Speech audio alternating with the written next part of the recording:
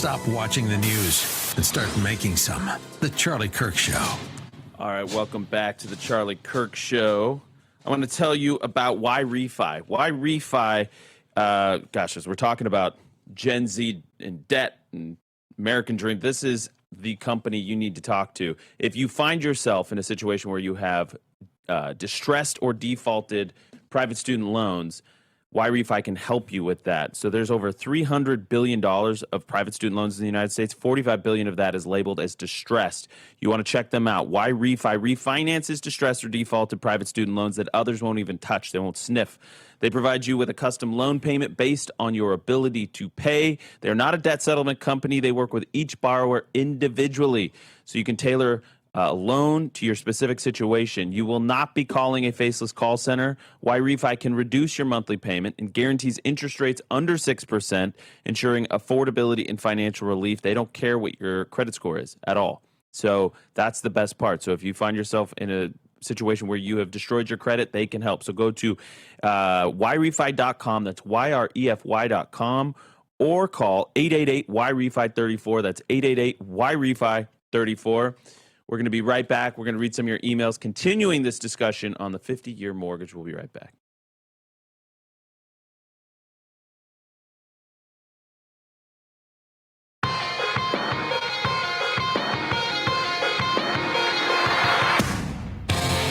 All right, welcome back, radio stations across the country, to the Charlie Kirk Show. I'm Andrew Colvett. This is Blake Neff joining us in studio. We got Senator Markwayne Mullin. Next segment, we're going to dive into the particulars of the government shutdown and if it's actually going to reopen, which it seems poised to do. But let's read some of these emails on the 50-year mortgage. Yeah. So email us at freedom@charliekirk. And also, tell us if you are a Zoomer or a Boomer. There's really only two generations anymore. Or a Millennial. Whatever. It'd be interesting Zoomer to know. or Boomer? I'd like to see different generational takes on this, if possible. And but we had Linda said on a 50-year, you would actually just be renting your home. Now, technically not true, of course. You would very slowly be building equity in it. But I think that sentiment that at 50 years, you are really, it will feel like you are renting. Yeah. Because you would never kind of really get to anticipate the actual experience of owning it. I want to react to that just really quick. So yes, it does have, and we admitted this. We conceded this point actually before the break, or before the show. Blake and I were talking about this. That yeah, it does reek of debt slavery. But let me tell you this: if you have rented a property and every year the landlord increases your rent, then locking into a 50-year mortgage, if it's fixed, at least you would have the stability to know what your payment's going to be, right? So that's just one pushback to that. Yeah, potentially, but it's still, I very much understand where that one's coming from. I do too. Then we have, and I guess, if it's fixed, it just does gradually go down with inflation.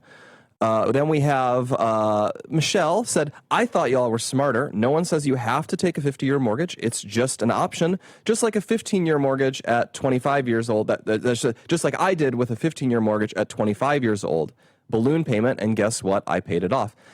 I understand that, but at the same time, yes, it's just an option, but I think people can sense that it's sort of the option everyone used to have has gotten worse, so here's this option that might be better, but it's sort of just perpetuating a system that's in decline. It's sort of like if suddenly you're getting kicked in the nuts and they're like, oh, well, we can kick you in the shins instead. That'll hurt less. So what it does, optically, I think it does send the signal like, hey, we understand nobody can afford this. So instead of making things more affordable or addressing underlying affordability issues, we're just going to make it so that you could pay the debt off longer. Yes, exactly. And that feels really disingenuous when you actually realize there's a structural supply and demand problem. We're letting in 1.2 million foreigners into this country every year when Americans can't even buy their own homes. So there is the social compact is breaking down. We can all feel it. So let's address that. But no, we're just going to then we have Patricia, and she says,